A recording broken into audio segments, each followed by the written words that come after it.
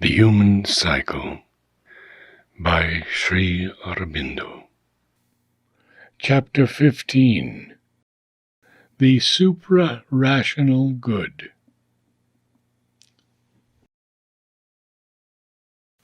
We begin to see, through the principle and law of our religious being, through the principle and law of our aesthetic being, the universality of a principle and law which is that of all being, and which we must therefore hold steadily in view in regard to all human activities.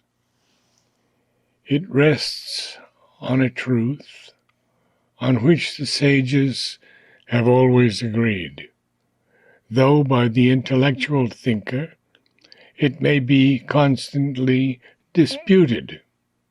It is the truth that all active being is a seeking for God, a seeking for some highest self and deepest reality, secret within, behind, and above ourselves and things, a seeking for the hidden divinity.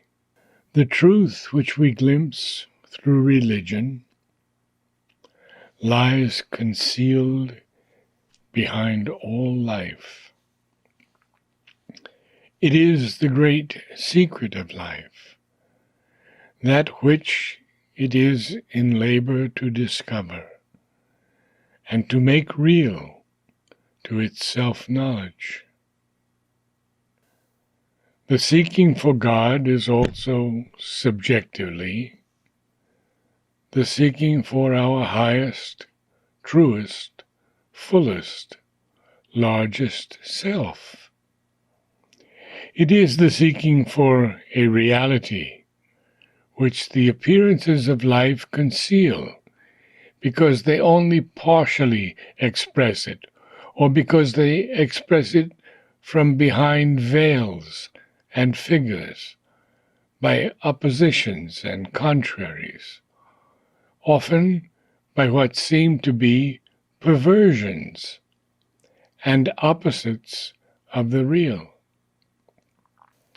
It is the seeking for something whose completeness comes only by a concrete and all-occupying sense of the infinite and absolute. It can be established in its integrality only by finding a value of the infinite in all finite things, and by the attempt, necessary, inevitable, however impossible or paradoxical it may seem to the normal reason, to raise all relativities to their absolutes, and to reconcile their differences, oppositions, and contraries by elevation and sublimation to some highest term in which all these are unified. Some perfect highest term there is by which all our imperfect lower terms can be justified, and their discords harmonized, if once we can induce them to be its conscious expressions, to exist not for themselves, but for that, as contributory values of that highest truth, fractional measures of that highest and largest common measure. A one there is, in which all the entangled discords of this multiplicity of separated, conflicting, intertwining, colliding ideas, forces, tendencies, instincts, impulses, aspects, appearances, which we call life, can find the unity of their diversity, the harmony of their divergences, the justification of their claims, the correction of their perversions and aberrations, the solution of their problems and disputes. Knowledge seeks for that in order that life may know its own true meaning and transform itself into the highest and most harmonious possible expression of a divine reality. All seeks for that. Each power feels out for it in its own way. The infrarational gropes for it blindly along the line of its instincts, needs, impulses. The rational lays for it its trap of logic and order, follows out and gathers together its diversities, analyzes them in order to synthesize. The suprarational gets behind and above things and into their inmost parts, there to touch and lay hands on the reality itself in its core and essence, and enlighten all its infinite detail from that secret center. The truth comes most easily home to us in religion and in art,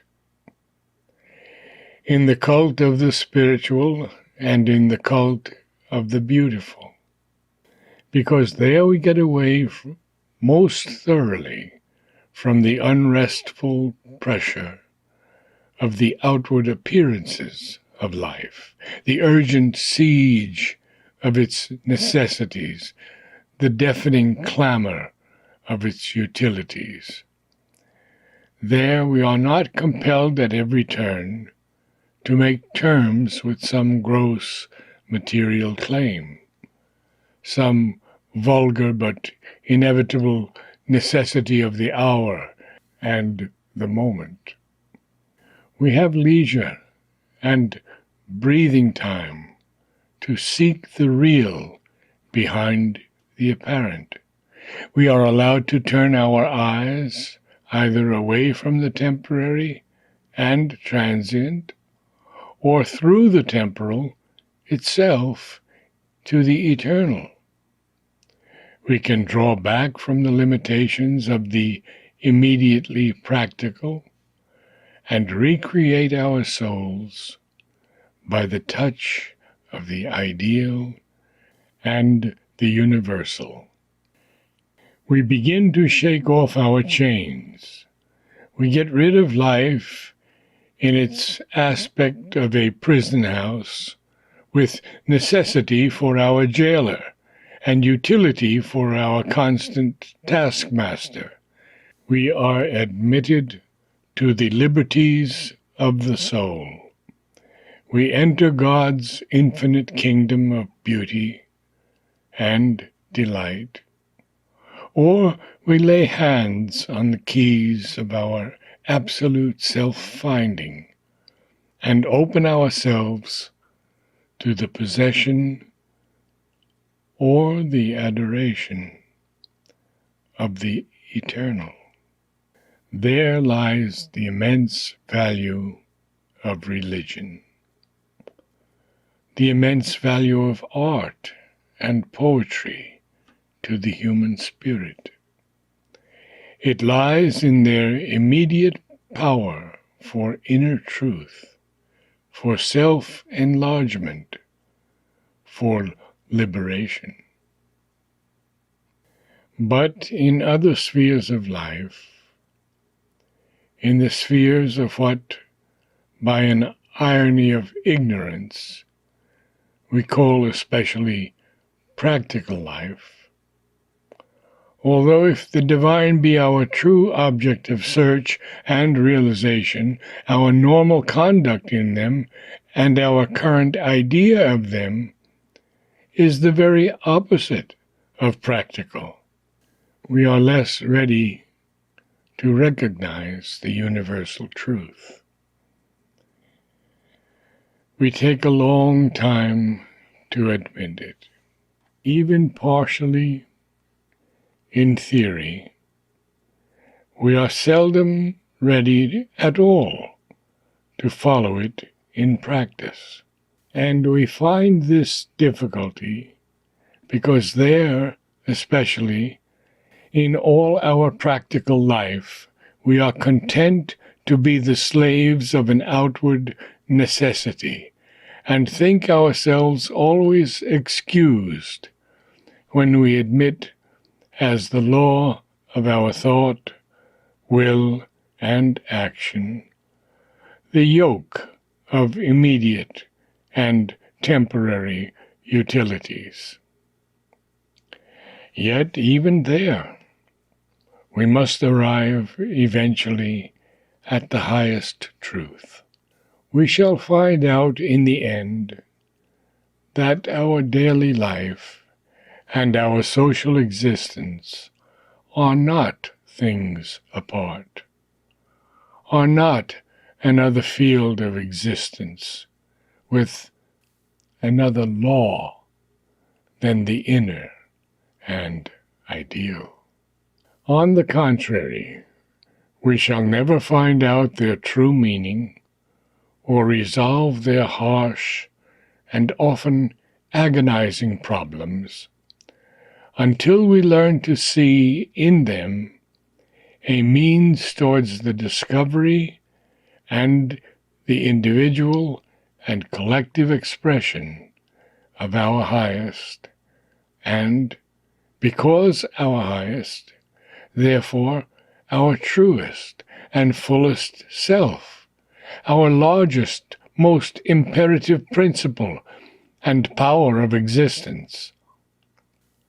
All life is only a lavish and manifold opportunity given us to discover, realize, express the divine. It is in our ethical being that this truest truth of practical life, its real and highest practicality, becomes most readily apparent. It is true that the rational man has tried to reduce the ethical life, like all the rest, to a matter of reason, to determine its nature, its law, its practical action by some principle of reason, by some law of reason. He has never really succeeded, and he never can really succeed. His appearances of success are mere pretenses of the intellect, building elegant and empty constructions with words and ideas, mere conventions of logic and vamped-up syntheses. In some, pretentious failures, which break down at the first strenuous touch of reality. Such was that extraordinary system of utilitarian ethics discovered in the 19th century, the great century of science and reason and utility, by one of its most positive and systematic minds, and now deservedly discredited. Happily, we need now only smile at its shallow, pretentious errors, its substitution of a practical, outward, and occasional test for the inner, subjective, and absolute motive of ethics, its reduction of ethical action to an impossibly scientific and quite impracticable jugglery of moral mathematics, attractive enough to the reasoning and logical mind, quite false and alien to the whole instinct and intuition of the ethical being. Equally false and impracticable are other attempts of the reason to account for and regulate its principle and phenomena. The hedonistic theory, which refers all virtue to the pleasure and satisfaction of the mind in good, or the sociological, which supposes ethics to be no more than a system of formulas of conduct generated from the social sense and a ruled direction of the social impulses, and would regulate its action by that insufficient standard. The ethical being escapes from all these formulas. It is a law to itself, and finds its principle in its own eternal nature, which is not in its essential character a growth of evolving mind, even though it may seem to be that in its early history, but a light from the ideal, a reflection in man of the divine. Not that all these errors have not each of them a truth behind their false constructions.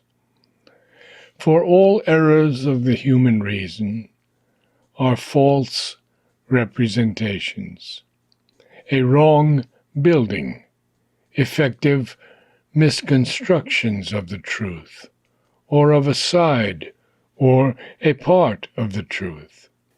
Utility is a fundamental principle of existence, and all fundamental principles of existence are, in the end, one. Therefore, it is true that the highest good is also the highest utility. It is true also that not any balance of the greatest good of the greatest number, but simply the good of others, and most widely the good of all, is one ideal aim of our outgoing ethical practice. It is that which the ethical man would like to effect, if he could only find the way and be always sure what is the real good of all. But this does not help to regulate our ethical practice, nor does it supply us with its inner principle, whether of being or of action, but only produces one of the many considerations by which we can feel our way along the road, which is so difficult to travel. Good, not utility, must be the principle and standard of good. Otherwise we fall into the hands of that dangerous pretender, expediency, whose whole method is alien to the ethical. Moreover, the stand of utility, the judgment of utility, its spirit, its form, its application, must vary with the individual nature, the habit of mind, the outlook on the world. Here there can be no reliable general law to which all can subscribe. No set of large governing principles, such as it is sought to supply to our conduct by a true ethics. Nor can ethics at all, or ever, be a matter of calculation. There is only one safe rule for the ethical man: to stick to his principle of good, his instinct for good, his vision of good, his intuition of good, and to govern by that his conduct. He may err, but he will be on his right road, in spite of all stumblings, because he will be faithful to the law of his nature. The saying of the Gita is always true. Better is the law of one's own nature, though ill performed. Dangerous is an alien law, however speciously superior it may seem to our reason. But the law of nature of the ethical being is the pursuit of good. It can never be the pursuit of utility.